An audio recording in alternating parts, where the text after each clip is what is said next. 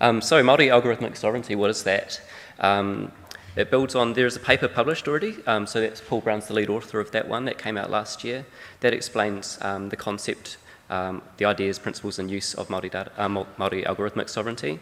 What that effectively does is it extends the principles of Māori data sovereignty, which I won't go into in a huge amount of detail for this audience. Extends that to algorithmic systems, in other words, sort of rule-based systems, which are the basis for automated decision-making systems. So that could be, we'll talk about one practical example that we looked at, applied the principles to as sort of a test case of Māori algorithmic sovereignty. Does it work as a concept?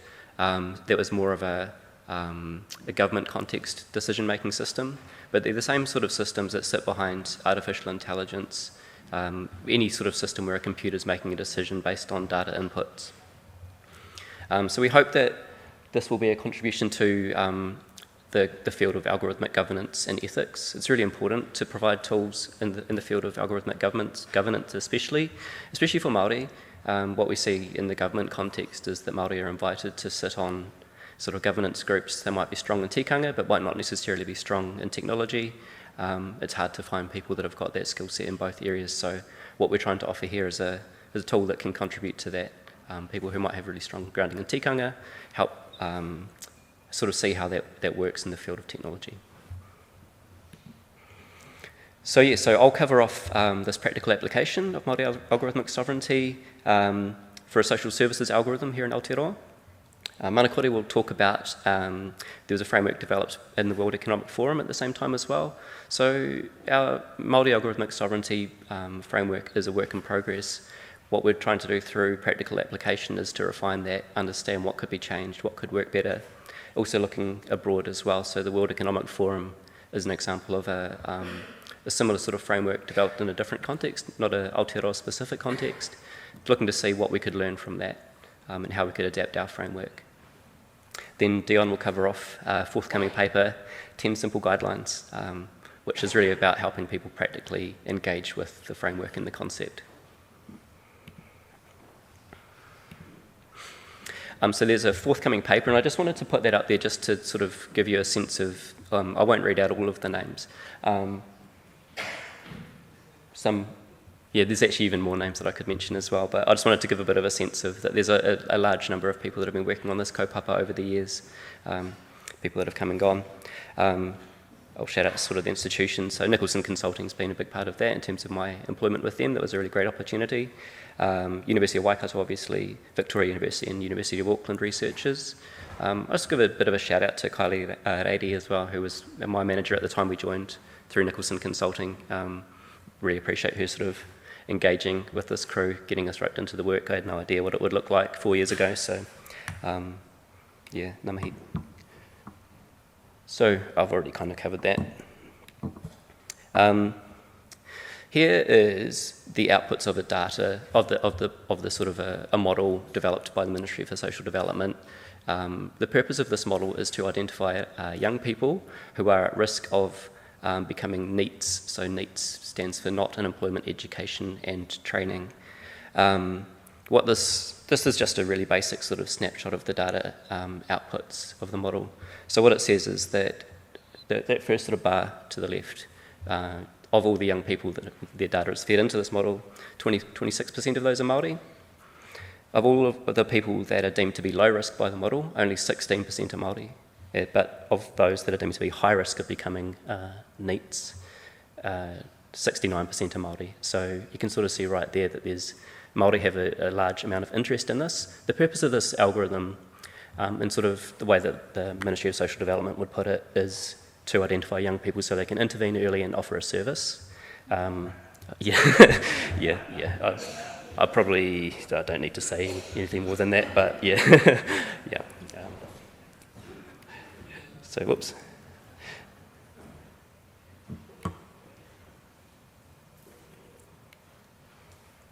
Cool. So that's just a little bit of background as to why it's significant. What that algorithm does, though, is it takes data from a wide range of different data sources, including Oranga Tamariki, the education system.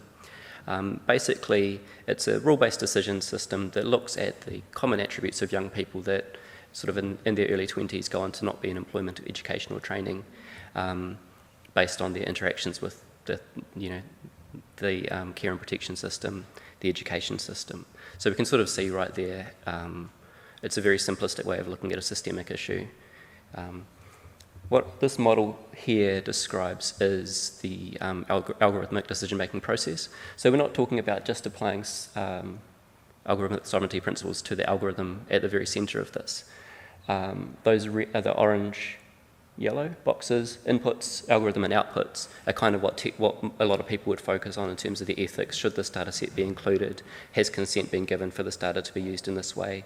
Have we engaged with Māori or affected whānau on what the outputs might mean and what we should do with those outputs? But there's a lot more to an algorithmic decision-making process than that.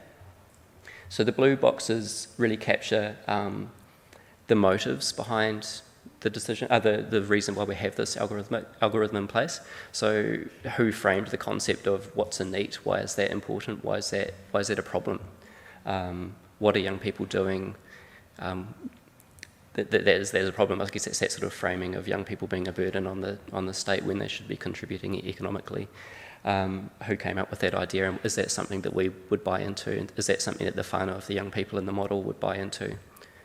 The way that the model is designed, the way those data sets are interpreted, the decisions made at the sort of on the data that comes out of the algorithm. So those are all part of the algorithmic decision-making process that we're looking to address through the Māori algorithmic sovereignty principles. And the whole process that wraps around that as well. So that process might look at how often is this reviewed, who's involved in the review, what does governance look like, who's involved in governance, what tools do they have. So the encompassing thing around that is tikanga. What are the tikanga, what are the values that should support algorithmic sovereignty for Māori?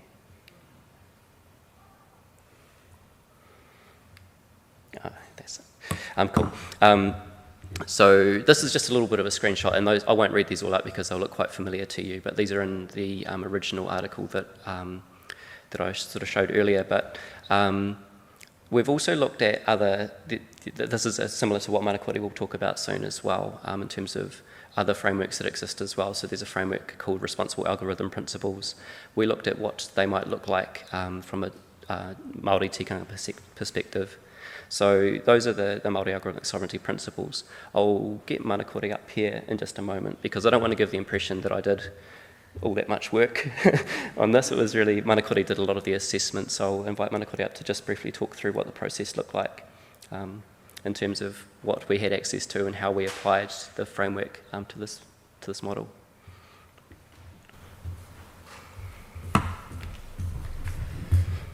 He's very modest, I didn't do a lot.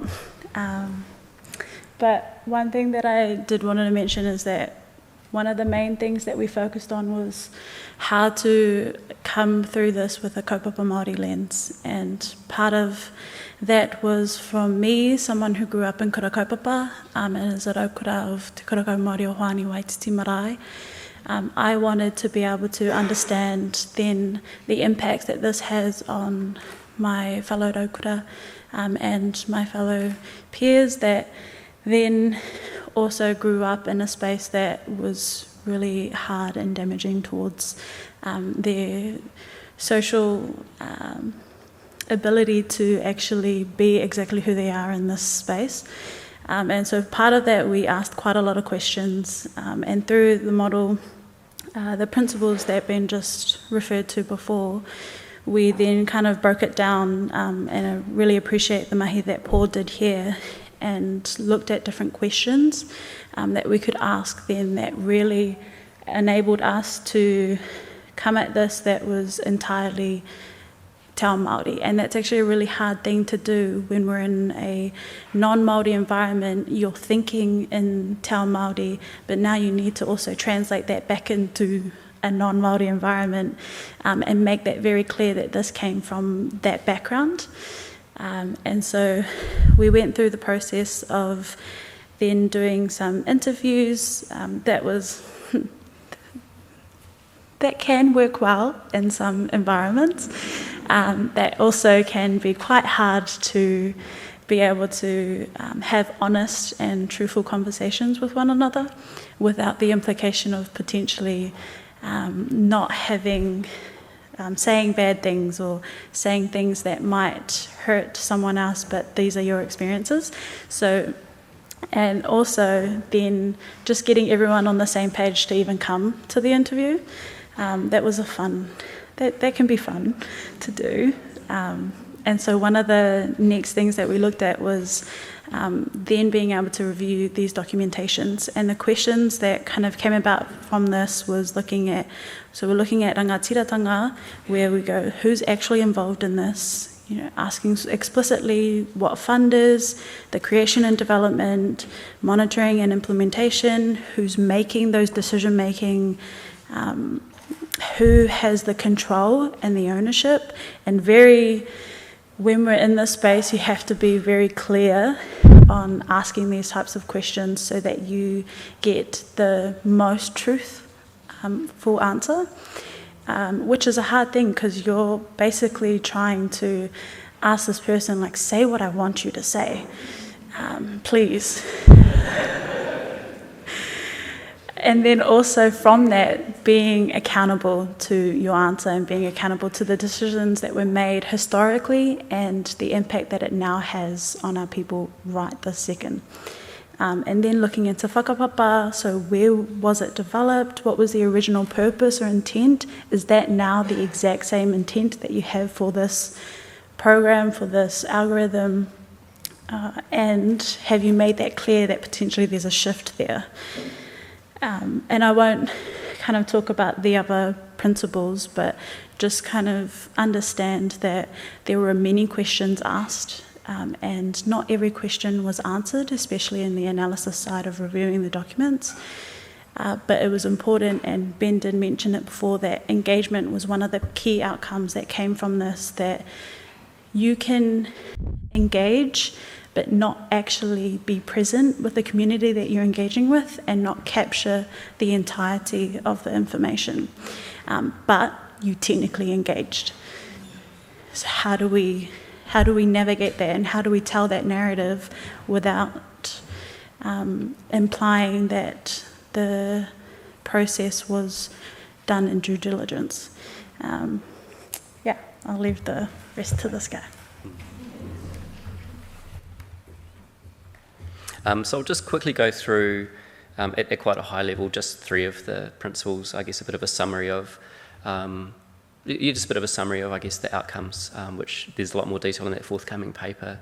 But just to touch on a bit more about what Manakore was saying too, I appreciate the position that I also work in the public sector again now, and it's difficult as well for kaimahi there as well. So I just want to sort of give a bit of a shout out to them to it's a difficult balance to tread. A lot of people trying to do really good things, but you're caught up in quite a large political system. On that note, rangatiratanga. So there were definitely efforts made to include key stakeholders. They have a lot of committees around ethics, human rights, privacy and security, and they do involve Māori in those processes. But the engagement wasn't consistent and didn't allow for involvement in that problem definition phase. So if you think back to when I showed that bigger picture of what's involved in developing an algorithm, it was more focused on some of those model inputs, interpretation and outputs rather than actually defining the problem in the first place, or even if it is a problem. Manaakitanga, so there certainly were emphases placed on these aspects, positive relationships, care and respect for young people, but that engagement appears to have been limited to quite high-level discussions, and actually, I guess when you're thinking about the mana of rangatahi, there wasn't any evidence that rangatahi themselves were involved in any of the levels of developing the algorithm. And kaitiakitanga, so there certainly is, there's absolutely a very structured approach to data governance. That's from quite a Crown perspective though, so I guess the reflection on that one is that it's considered, it's thought about, but there's indefinite retention of data by the agency. I think we heard a little bit yesterday, sort of thinking about, well, okay, some really good structures can be put in place for, say, 5 years, but what happens when key people move on? What happens when systems change? What happens when governments change? So it hasn't really adapted to that longer-term concept of kaitiakitanga. So I guess in summary, it certainly has been well-meaning engagement with Māori, but when we look at it through the lens of the Māori algorithmic sovereignty model, our basic finding is that it's been insufficient effectively. A better understanding of Māori values is crucial to ensuring that algorithms are developed in ways that honour Indigenous rights and knowledge systems. So a big part of that is building a toolkit for Māori that are involved in governance of such decision-making processes, whether they're algorithmic or not. But we do believe that the framework, the MASOV framework, the Māori Algorithmic Sovereignty Framework, does offer a sound foundation for making whakaaro Māori explicit within algorithmic governance. But I guess just another slight reflection as well, especially thinking about the panel last night and what was discussed around the way that things are going in terms of the data that's being used to make decisions. This is an example that really deals with administrative government data. We heard a bit about the IDI and how that data is used, that linked data, but really I would expect we'll move into a space where we start seeing more government decisions based on different forms of data, whether that's like social media scraping, a bit more of a Wild West environment as well. So the challenge there really is whether this framework can also extend into that context also. Ka pai. We're going to shift a little bit into some mahi that we did around the World Economic Forum, and a part of this mahi was to make a comparative analysis of their data equity framework and our MASOF framework, and being able to then navigate or compare the two, looking at Indigenous and Māori, and same, but looking at these two aspects and being able to then go, what works well, what can we then complement one another with this mahi, and then applying that to actually how we did the analysis for the YSN model. And that was a key thing to be able to consider the impact that it has on our tamariki, on our rangatahi now, and then the impact that that can potentially make globally. And so I'll give a quick explanation of potentially what the World Economic Forum Data Equity Framework is. And it's come out of the Global Future Council, which focuses on societal impacts of data and the ways in which emerging data ecosystems are reinforcing existing power structures. So in short, the GFC, so the Global Future Council on Data Equity, is actively engaging and is defining what data equity means, and has developed this WEF framework. So this framework itself sets out 10 key characteristics of data equity, which are coupled and related with key issues and guiding questions to support users of the input, process and output stages of AI development. So part of the mahi then with the MASOF, we looked at the process, the motivation, the input and the output, and also the YSN model was looking at the automated model, but it also had a manual model.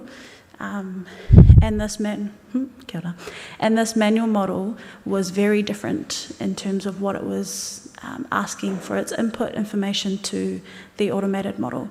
And so then from that, naturally you would understand that the output would be quite different. I wanted to know why. We all wanted to know why. When you ask an automated model more questions, and you ask a manual model, and this manual model was a physical person asking these questions,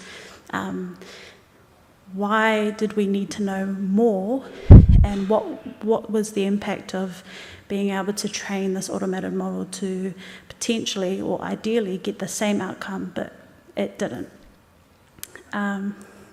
And so purpose there was, how can we determine the relevance of improving data governance practices through the lens of decolonising algorithms? And so what we did was we examined the unique strengths, the commonalities. So my English is coming into play right now. Commonalities.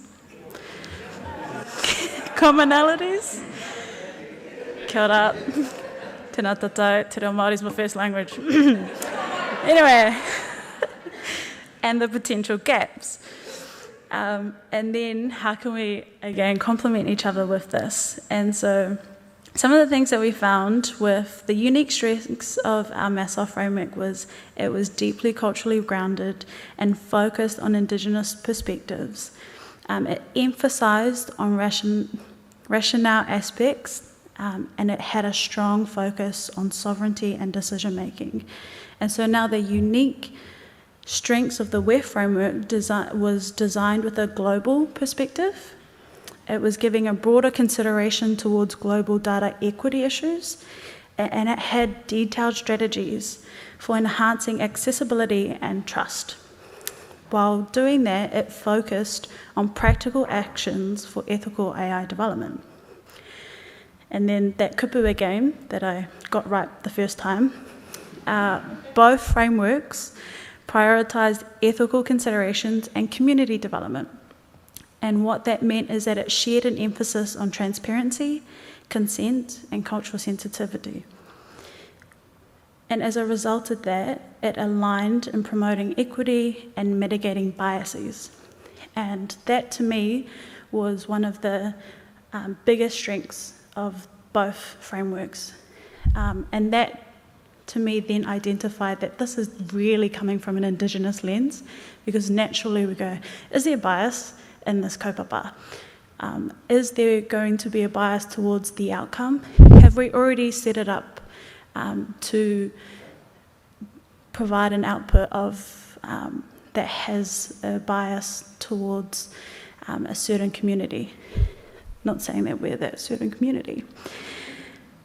And so then thinking of these things and thinking of the unique strengths and things that worked really, really well, what were the gaps, so that we can make an action plan to be able to then go, well, these gaps, we can solve these. We have solution for these. We can ask questions in order to start a plan that then potentially solves them later.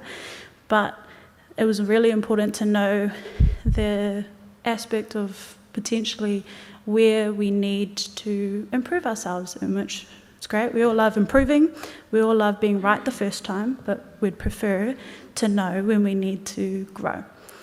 So part of that was it may be benefit for the MASOF project, the framework, to really explicitly explain some guidelines on accessibility and open source policies, as well as it could potentially incorporate a detailed action plan for enhancing trust and transparency, right? Because that was something that worked really well for the WEF framework.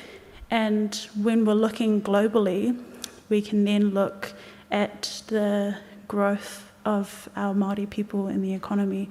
We can then apply it to, well, maybe we can kind of stop those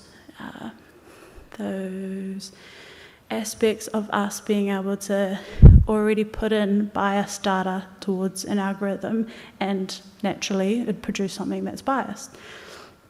And one of the gaps, however, the potential gaps in the WEF framework, was that the deep cultural and relational focus seen in the MASOF wasn't really there. Because we're looking at a global framework, the detail and the cultural impact on Indigenous peoples had to be very quite broad. And that in itself doesn't always work. It really depends on the person and the people, the group that have that knowledge and that background coming into and using this framework, saying, okay, well, we need to make sure then that we have our whakaaro and we have our process going, oh, it's got this gap, I need to make sure that I think of that. But not everyone would be able to have that opportunity to even do that. And so one of the key things then is that it needed to emphasise the importance of Indigenous sovereignty and then the decision-making power. Okay, it took longer than expected to explain that. Also didn't change the slide, but that's okay. So part of the summary, Mahi, that from this, and that came by comparing these two frameworks to be able to apply it with our analysis of the YSN model. It made sure that we were making informed decisions we were making sure that when we were actually going through the model, we were making fair decisions and fair calls of outcomes. And that's something that was actually quite hard in reflection for me, because I saw it and I went, kare te pakurata ki tēnei. So I had to stop myself and give myself the opportunity to really analyse something and think of the different perspectives that came in, and that goes back to the questions that we ask around the intent, the original intent for this. And so being able to do this comparative analysis really set up space for us to just go, okay, we need to know every single angle. We need to be able to make informed decisions. And so I'll just quickly read this out and then I'll hand it over. But by integrating the strengths of both frameworks, we can create a more inclusive, culturally attuned and ethically grounded approach to data governance, ensuring both Indigenous sovereignty and global equity are respected. And I think maybe a wero should be put to everyone that when we are making informed decisions, think about have we asked all the questions that we needed to ask? Are we aware that potentially there could be other questions that we haven't asked? And if we aren't, is there, there's a big room in here, are we able to then just go and engage and feel like we are putting our absolute all into the mahi that we're doing, so that we break the cycle of when, maybe it's not our cycle, but we break that cycle of data that's being inputted into these programs have less biases towards our people, which then means that the output can be trusted more. And we really want to be able to trust what we are seeing. And my last little note, in this society, it's hard to trust certain government. So, kia ora.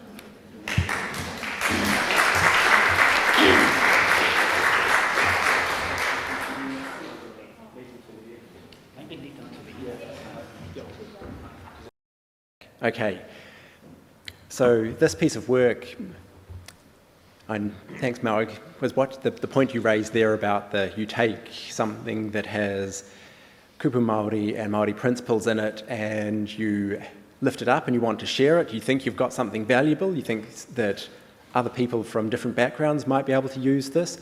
This piece of work tries to do a little bit of that. So what we've tried to do here is come up with 10 simple guidelines that might help to increase tikanga and technology. So there's a preprint that's out there in the world, you can go and read it, and it's got this really ambitious title and it mentions indigenizing and decolonising, and hopefully it's a step towards that. What it absolutely isn't is not going to be enough to get you all the way there. We're not going to try and claim that at all, but hopefully it's going to make things a little bit less shit. That's our goal. Or make it possible for people to... We're not even going to say it will make things a little bit less shit, but it could help someone make things a little bit less shit if they had the inclination. So really modest aspirations, but hopefully it's useful. So the beginnings of this was that we'd done this work around Maori algorithmic sovereignty. We'd looked at applying the principles, the Maori algorithmic sovereignty principles, to a case study and seen how things could work. Also then separately at Nicholson, we do some work developing algorithms for clients. Sometimes they're in government or sometimes outside of government. Sometimes it's just we get to see the consequences of that, so it's algorithms that we haven't developed, because let's be honest, a lot of government agencies will develop their own stuff in-house, and a lot of private organisations will develop their own stuff in-house as well. And then there's a lot of other consultancies out there in the motu and around the world that are going to develop things. And so what this started from was, well, we've seen a bunch of this. Are there some rules that we could just use internally to try and make things better? And then that seemed like, well, maybe that's a little bit too narrow, because maybe I'm overthinking our own importance here, but I think we're an organisation that maybe is atypical in the space of data science consultancies. we've got Ben and we've got Manakore, we've got people who do have some expertise in this stuff. So if we're developing guidelines that are useful for us, I'm willing to say that we're probably ahead of the curve in terms of caring about this stuff. So maybe that's not as generalisable as it might be. So it sort of became, well, what would we want other people to know? What if it was a client that came to us and said, hey, we'd like to work with you and have you develop an algorithm? Or maybe it's a client who's developed an algorithm themselves and wants us to work on some data that's a consequence of that. What would we want to know when they're commissioning that work? Or if someone else is doing it themselves from a different background, what should they be thinking about? And so we tried to make this a bit more general, come up with some guidelines that could help make things a little bit better. Can we get just a little bit more tikanga into the technology than would otherwise be there?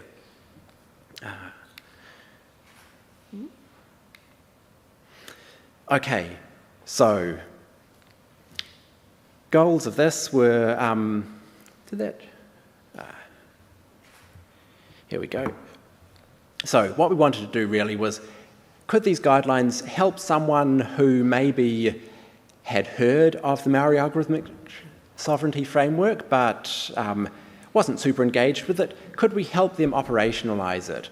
Because let's be honest, there's a bunch of people out there who care about this stuff less than we care about it. So it all seems obvious to us, but that's because we're in the room. We're pretty biased. We're a bubble here. And then anyone who's not in this room, how can we get them a little bit along this path? And also, these guidelines, they're not trying to do everything because we've already got this excellent work with the existing algorithmic governance framework, and then there's even more work out there in terms of Māori data sovereignty. So can we build on that and give someone something useful? The tricky part was we went general, and possibly this is, by trying to do something that's good for everyone, we're going to end up with something that's mostly useless for most people. We wanted to try and make it relevant to different audiences. And so some of the audiences will be highly engaged. They're really wanting to move forward in this space. They will have some awareness, and they maybe have already read some background stuff. But then there'll be a bunch of people, and let's be honest, this is the world that I come from as someone in data science, a Tawiwi researcher. There's a bunch of people who are just really ambivalent about this. They like playing with algorithms, they like writing code, they like doing clever shit. And they haven't even stopped to think about what the consequences of that might be. So can we give something that is also going to make it easy for them to do something a little bit better? There's a tension between, or there's a split between, sometimes this is about you're trying to implement an algorithm, you get in there on the ground floor, you get to do the design and everything, but it could also be that, no, you've got some code now, and now it's being deployed, it's being rolled out, because one of the things about the Māori Algorithmic Governance Framework article really captures this well, is that it's not just algorithms, it's algorithmic systems. So it's a socio-technical system. It's all the stuff that comes before, about the conversations that happen in the design of it, and it's how it gets used. It's once this algorithm, it might be not technically a black box, as in terms of someone could look at it and investigate the code, but if you're a frontline worker in an agency, your job isn't to peer review someone else's code. You're using this thing, you're taking it on trust, and you're using it in conjunction with a bunch of institutional processes. So it's how's it deployed as well. This started off very much with an Aotearoa focus, and we thought, hey, we're only 5 million people at the bottom of the world.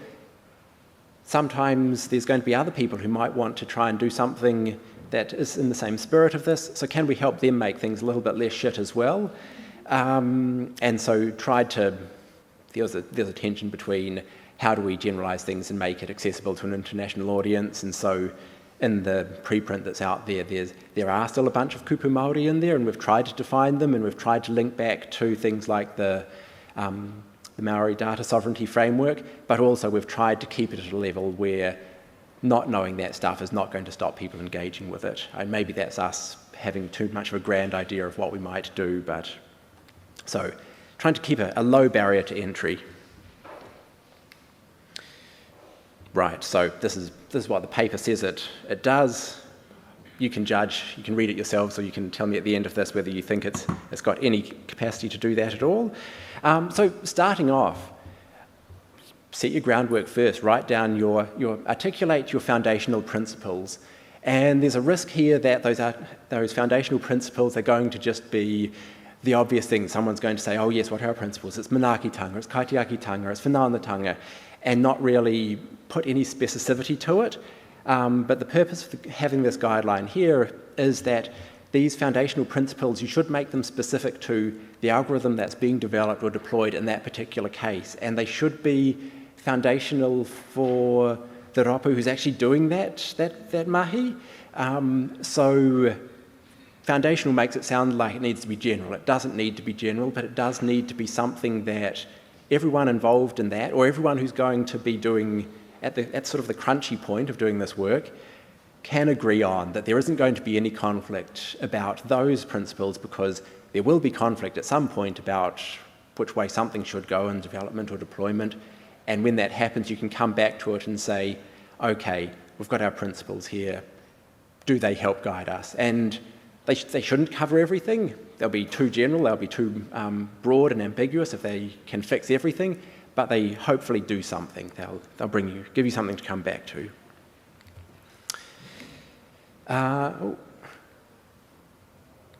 Right, second guideline.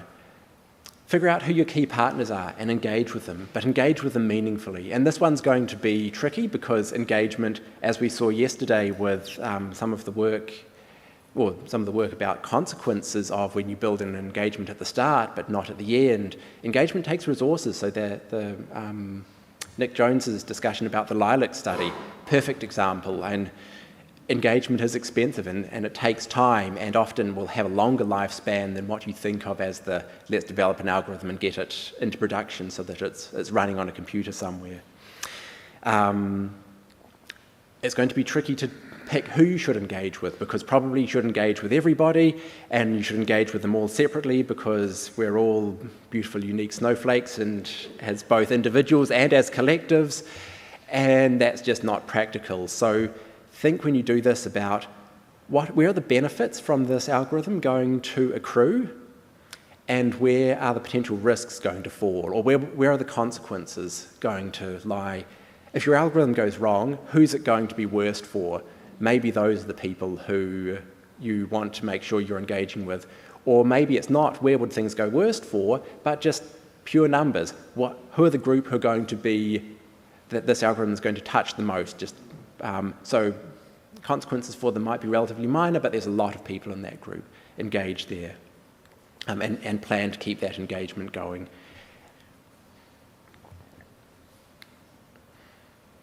Right, and this sort of relates to, or goes hand in hand with that engagement principle, or not principle, it's not as grand as that, it's a guideline, but consider the different scopes that this algorithm might have. So again, that's going to be thinking about who's impacted by this, or what is impacted by this, because an algorithm doesn't have to just be about people. Think about if this is an algorithm that's sucking in data from somewhere, where's that data coming from? Who's in that data set? So that's part of the scope. And also think about, okay, there's the algorithm you're developing now, but the scope of it can change. You develop an algorithm that's good for one purpose, and some clever analyst comes in 3 years' time and says, hey, we've got this algorithm that exists, we can tweak it like this, use the guts of it on a different data set in a different context for some different purpose. So think a little bit about that as well, and you don't get to control that. That's out there in the world once the algorithm's out there, but you can articulate that possibility and say, hey, we've made these assumptions, our algorithm works like this, and so it works in this scope, and there are risks in moving it to other scopes. And if you do see one where you think that there might be adaptation or reuse into it, call it out, and you can mention it up front. Maybe it's not a bad thing. Maybe it's not so much a risk as an opportunity where the same thing could be used somewhere else.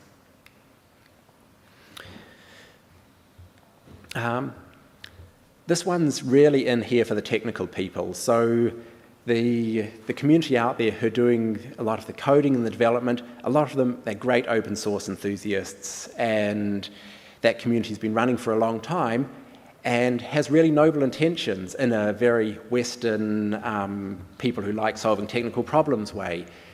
And a lot of the time that can turn into conflict with good tikanga for algorithmic development. But also there's the opportunity for actually some of those tools and systems from open source software methods to introduce some tikanga into how algorithms might be used and deployed. And so this is particularly things like version control software, so software engineers, the code exists, someone makes a change, you know who made that change, you can track it, you can watch, so the algorithm as it develops, it has whakapapa. You know who's touched things, and if those people are using it well, they're putting little messages in when they commit those changes to the code. And so you know why they did it. So there's a hint of some motivation. It has ways of saying, we've discovered this issue and we can track it further. I'll mention a little bit more about that in future. So hopefully this is going to, for those technical developer type people, say, hey, this idea or a lot of the principles that you want to get in here to get a little bit of tikanga into your work, they're not as foreign to you as what you might think. You can build on the tools you've already got, the technical approaches you've already got, think about things a little bit differently and use that in order to get a bit more tikanga into what you're doing. One of the things that the open source software, and it's kind of in the name, like to do is make everything public and visible. And there's going to be a tension there because sometimes if you have an algorithm that, and this is in the context of algorithms that are particularly specific to Indigenous communities, then making stuff public, and so that's done with good intentions, it's done with the intention of benefit sharing. There are reasons why some communities might not want to be sharing the potential benefits of that algorithm or that process with the world. It could be about that means giving up some data sovereignty, but it could also be that they would like to see the benefit accrue to them. And so this has really come from the spirit of the kaitiakitanga license that Te Hiku Media developed. And it talks in there about don't expect an Indigenous community, say for example, who have put a lot of work into some software for working with language, to just go and put it out there for Duolingo or someone else to go and gobble up and take and monetize and turn into something that, to be honest, is going to benefit them. So you're losing a little bit of yourself potentially, and you're also having someone steal an opportunity from you. So this is sort of the other side of some of that open source software coin.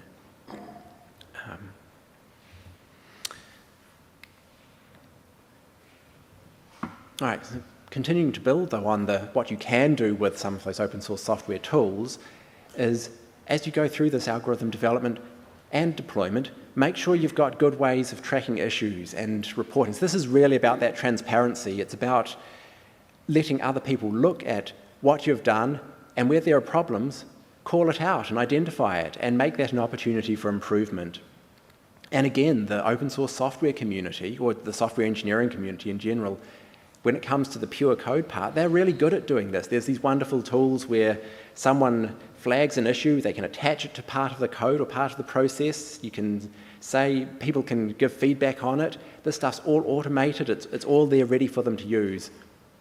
So if developers are able to go and, if they're brave enough to share the algorithm development as it's happening or as it's being deployed, then people can flag issues as it arises. They can say, hey, we think your assumptions here, your process might be great if those assumptions hold, but we think those assumptions are shaky. And then that stuff's incorporated there. It's on that permanent record. So both an opportunity for development, for improvement, but also promotes accountability. And I would argue as well, if you're developing stuff and thinking while you're developing it, hey, someone else is going to be looking at this, you hold yourself to a different standard and a higher standard. And you're thinking about stuff in the context of someone else using it, not just doing your clever thing.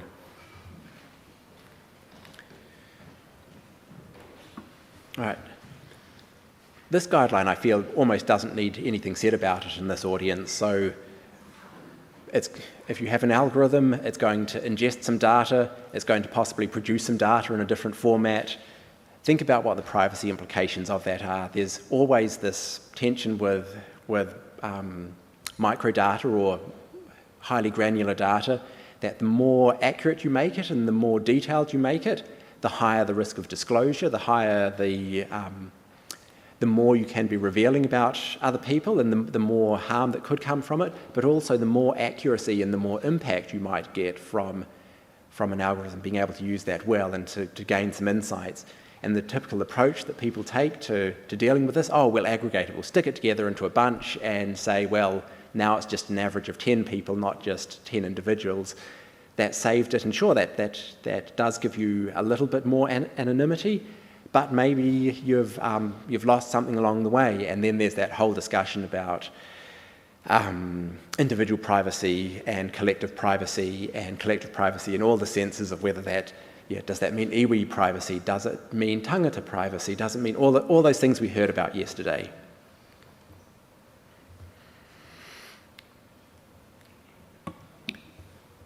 This one, coming back to things that the software engineering community, that some of them love, and is certainly best practice in the software engineering community, but is probably done badly both there and certainly done badly in the algorithms as a socio-technical system, so a deployment into the world sense, is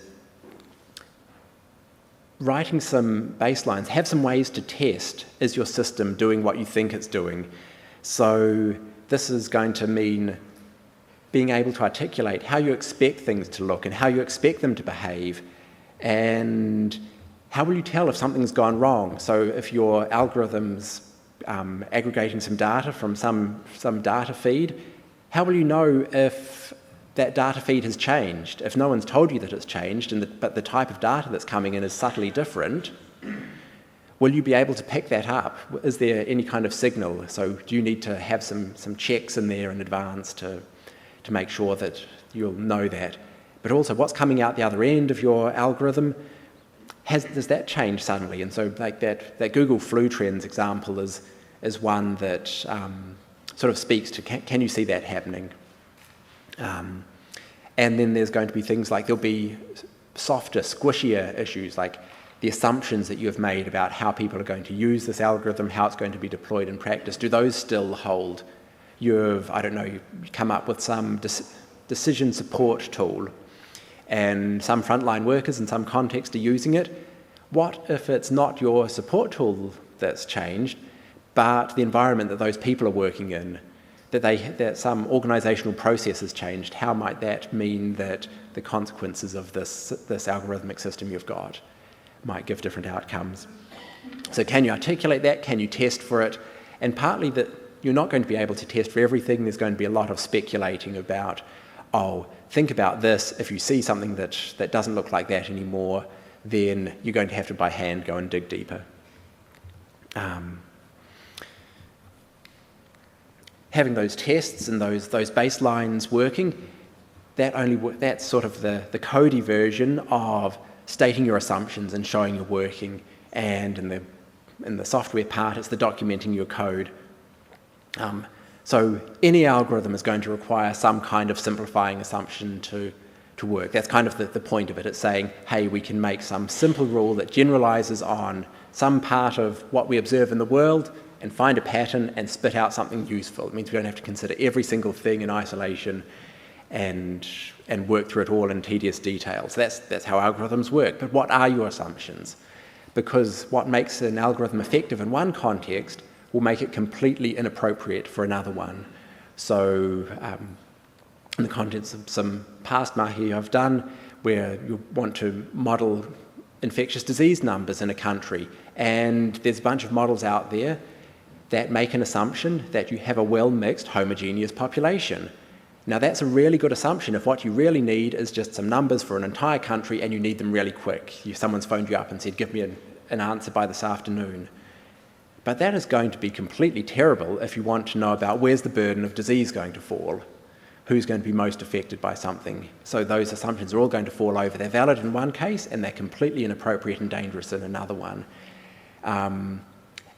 But if you're just presenting the results of that algorithm and you say, here it is, the numbers look good, that they're robust in the sense that they're numerically accurate, and you haven't said what the assumptions are that go into that, people are going to say, well, that algorithm was accurate in that case, I'm going to just keep using it in these other cases because I don't know why I shouldn't.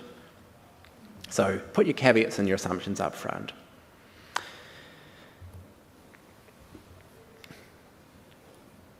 And then finally, this I think is one of the hardest, but it's also one of the bits that will lift up all of the other guidelines, particularly around, so we started with the ideas around you need to engage, and you need to engage well. Well, how are you going to engage with a technical discussion about an algorithmic system with people who have a different set of skills from what you have? So it's first, build capacity. Find, okay, what are the skills that the people who you need to be talking to have? What are the skills that you have? Can you get a little bit of crossover? Can you get some shared language to get to a place where maybe you could pass over and divest some of the ownership and move from thinking about algorithmic governance to algorithmic sovereignty? Could you pass over responsibility to someone else? Obviously, this is the hard part because it's expensive and it takes time. It's going to take time, it's going to take money, it's going to take a lot of caring, and it's going to take continuity of people being attached to a process or an algorithmic system, and that's not always a luxury you have. That's not to say we shouldn't be trying to do it. So, you can judge, have we done anything that is maybe useful in supporting? It's not going to get us to decolonising and indigenising algorithmic systems, but supporting us and moving towards that, and hopefully addressing some of the issues that we know are out there where algorithmic systems end up codifying systemic biases that exist, and we know that this tends to disproportionately impact underserved communities, Indigenous communities. Hopefully we're making things a little bit less shit, putting a little bit more tikanga into our technology. You can be the judge. Kia ora.